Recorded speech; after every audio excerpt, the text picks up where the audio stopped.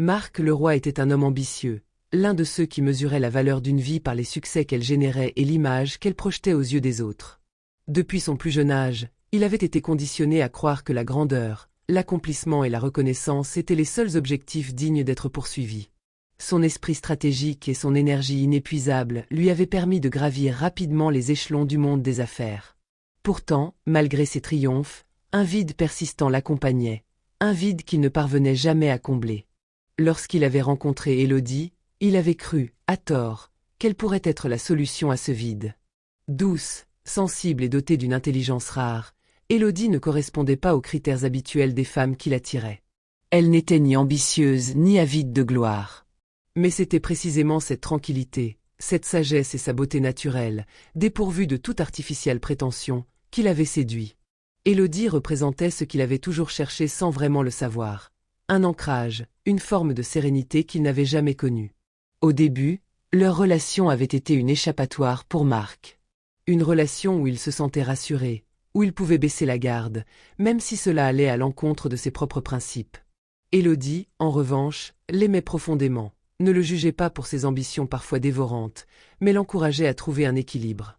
Lorsqu'Élodie annonça qu'elle était enceinte, Marc vit en cette grossesse un signe du destin, une sorte de confirmation que sa vie allait enfin avoir un sens plus grand. Il avait espéré que cette nouvelle responsabilité allait le forcer à se poser, à réfléchir à l'avenir. Il s'était imaginé être un père modèle, donnant à ses enfants tout ce qu'ils n'avaient jamais eu, leur offrant un monde de confort et de possibilités. Mais tout s'effondra le jour où elle accoucha de triplés. 3 bébés.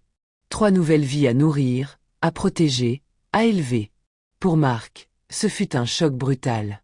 Il s'était préparé à un enfant, peut-être 2, mais jamais à une telle multiplication de responsabilités. Les triplés étaient la réalité de tout ce qu'il fuyait, un poids qu'il n'avait pas envisagé.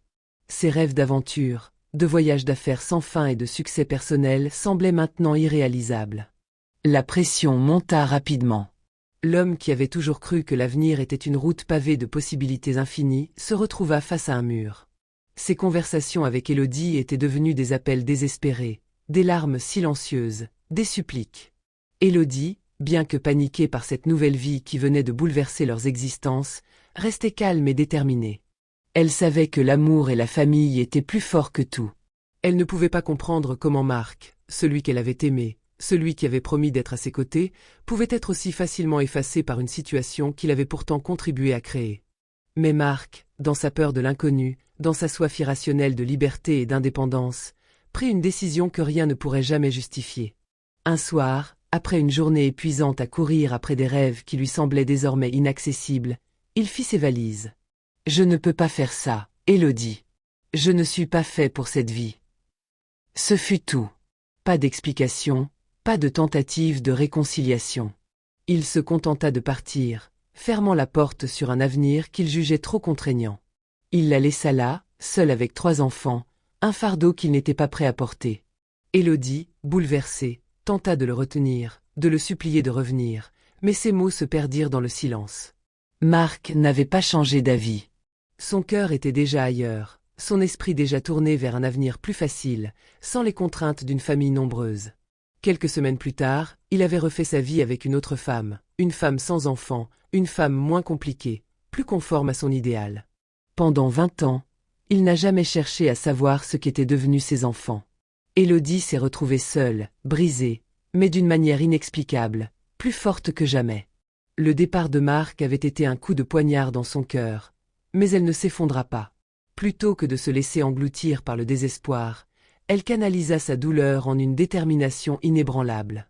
Chaque jour, elle se levait à l'aube et ne se couchait que tard dans la nuit, enchaînant les emplois pour subvenir aux besoins de ses enfants. Elle nettoyait, cuisait, gardait des enfants chez des voisins, et faisait même des ménages dans des bureaux. Peu importait la fatigue, les journées interminables, ou les sacrifices. Chaque heure de travail, chaque effort était fait dans le seul but de leur offrir une vie meilleure, loin des privations et des doutes. Malgré les épreuves, Élodie n'a jamais perdu sa dignité. L'amour qu'elle portait à ses enfants était sa seule richesse, et elle leur inculquait des valeurs solides, celles de la persévérance, du respect, de la dignité, et surtout de l'indépendance. Elle leur enseignait qu'une personne, peu importe les circonstances, doit toujours se relever, même quand tout semble s'effondrer autour d'elle. Elle leur expliquait que les obstacles sont des occasions déguisées, et qu'on ne les surmonte pas par la chance ou les circonstances, mais par la volonté et le travail acharné. Les enfants d'Élodie grandirent dans un foyer où la pauvreté était souvent présente, mais où l'amour et le respect étaient plus précieux que tout. Nathan, Léa et Samuel ont appris, dès leur plus jeune âge, ce qu'étaient les sacrifices. Ils ont vu leur mère souffrir, mais jamais elle ne plia. Lorsque les tempêtes de la vie venaient frapper à leur porte, Élodie restait un phare de résilience et de courage. Pour elle, il n'était pas question de pleurer sur ce qu'elle n'avait pas. Au contraire, elle se battait pour leur offrir tout ce qu'elle pouvait, pour leur montrer qu'ils étaient capables de conquérir le monde, malgré tout ce qu'ils avaient perdu. Nathan, l'aîné, était un garçon calme, réfléchi.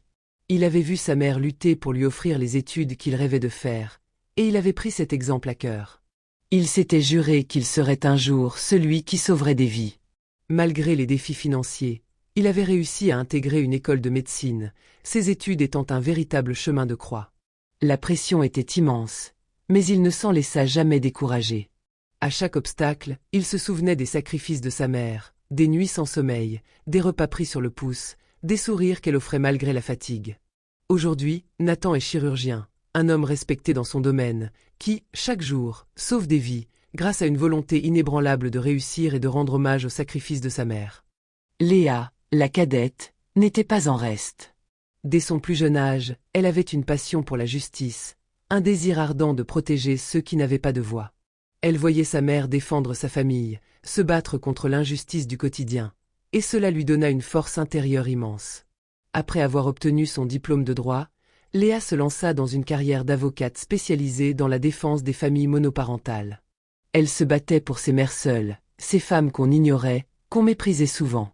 Léa se sentait connectée à leur souffrance, parce qu'elle l'avait vécue de manière intime. Grâce à son travail, elle réussit à faire changer de nombreuses lois et à offrir une voix aux invisibles. Léa, tout comme sa mère, ne se laissait jamais abattre par les obstacles.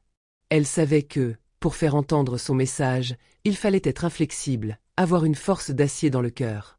Samuel, le plus jeune, avait une vision différente du monde, mais il était tout aussi déterminé.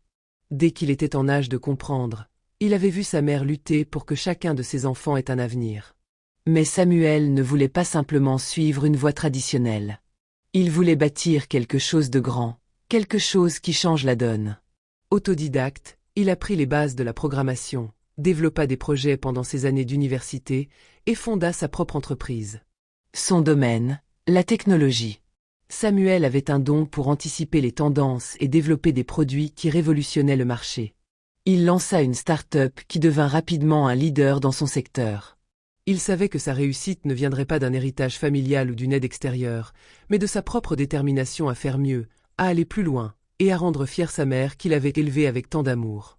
Ils avaient grandi avec une rage de prouver qu'ils pouvaient réussir sans leur père, mais aussi pour honorer la femme qui les avait élevés.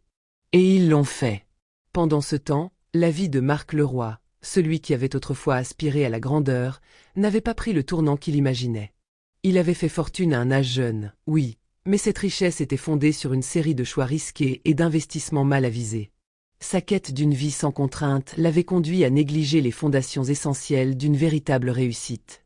D'abord, il avait dépensé sans compter, impressionnant des partenaires d'affaires et des célébrités, mais son luxe ostentatoire n'avait pas fait long feu. Ses mauvais choix d'investissement avaient érodé lentement mais sûrement sa fortune. Puis vint son divorce, un coup fatal porté à sa stabilité financière et émotionnelle. L'épouse qu'il avait épousée, une femme plus jeune, plus belle et plus ambitieuse que lui, l'avait quitté après plusieurs années de tensions liées à son incapacité à se consacrer à la famille et à ses responsabilités. Elle l'avait quitté avec une grande partie de son argent et un silence glacial. Marc avait perdu tout ce qu'il avait, y compris l'amour qu'il pensait mériter. Son ancienne vie s'était effondrée, et il s'était retrouvé seul. Il n'avait plus d'amis, car ceux qu'il avait fréquentés n'étaient là que pour l'argent. Sans emploi, sans réseau, et sans réel avenir, Marc avait compris que sa quête de grandeur l'avait mené à sa propre ruine.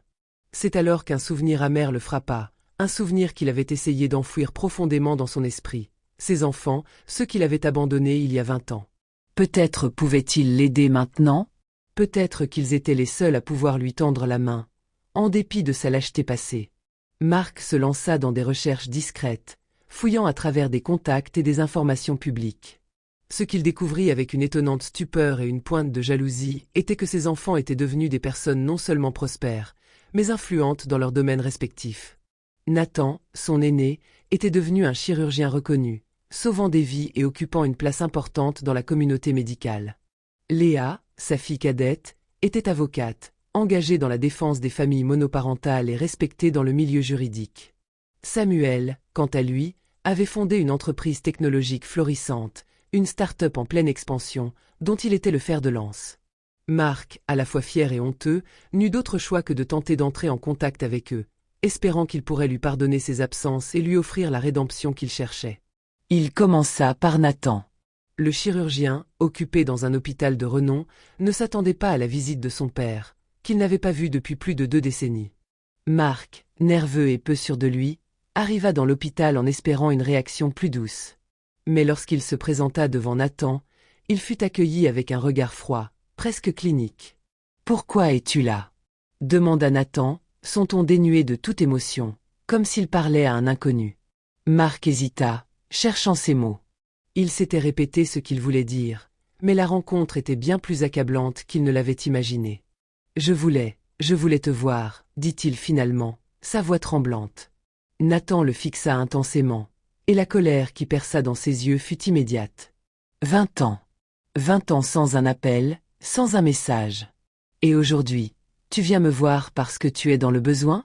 Répéta-t-il, la colère montant dans ses veines. Marc, pris au piège de ses propres regrets, n'eut pas de réponse. Le silence pesant entre eux le fit suffoquer. Nathan tourna les talons, ne lui offrant même pas un regard de plus. Dévasté mais déterminé à essayer avec Léa, Marc se rendit chez elle, dans son cabinet d'avocate. Elle l'accueillit sans un mot, et l'écouta parler de ses erreurs, de sa chute, de son désir de se racheter. Mais la froideur de son regard ne s'était pas dissipée. Après quelques minutes d'écoute, Léa sortit une feuille de son tiroir et la lui tendit sans un geste affectueux. « Voici une demande de reconnaissance tardive de paternité, » dit-elle calmement, les mots presque glacés. « Si tu veux être notre père, il va falloir prouver que tu le mérites. » Marc prit la feuille, mais il savait déjà, sans l'ombre d'un doute, que son retour dans leur vie ne pouvait pas être si simple. Il comprit que l'amour ne s'achète pas avec des excuses, ni avec des regrets trop tardifs. Il était trop tard. Finalement, il chercha Samuel, son plus jeune fils, dans les bureaux de son entreprise florissante. Là, il espérait encore une petite lueur d'espoir, un geste de compréhension. Samuel, en revanche, le regarda avec une tristesse profonde, mais aussi un dédain qui transparaissait dans ses yeux. « Tu sais, maman ne nous a jamais empêchés de te chercher. Elle nous a laissé le choix, » dit-il d'un ton calme, presque fataliste. « Mais nous avons décidé que si tu ne voulais pas de nous, nous ne te courions pas après. Aujourd'hui, nous faisons de même. » Le visage de Marc se décomposa alors qu'il entendait ces mots, et il s'éloigna, seul, son esprit noyé dans la réalité cruelle de son propre abandon. Il avait perdu sa famille bien avant d'avoir besoin d'elle. Et maintenant, il était trop tard pour récupérer ce qu'il avait détruit. Pendant ce temps, Élodie, entourée de ses enfants, recevait un prix prestigieux pour son engagement et son courage, un hommage bien mérité à sa force, à son amour inébranlable. Elle était célébrée, honorée et respectée par ceux qui comprenaient la profondeur de son sacrifice. Et Marc, il n'était qu'un fantôme du passé, errant dans un monde qu'il avait détruit de ses propres mains. Il vivait désormais avec un regret qui ne le quitterait jamais, hanté par le souvenir de ceux qu'il avait abandonnés et qui, sans lui, avaient construit une vie meilleure. Cœur brisé moralité, l'amour et la responsabilité ne sont pas des choix temporaires. Ceux qui abandonnent ceux qui les aiment finissent toujours par en payer le prix.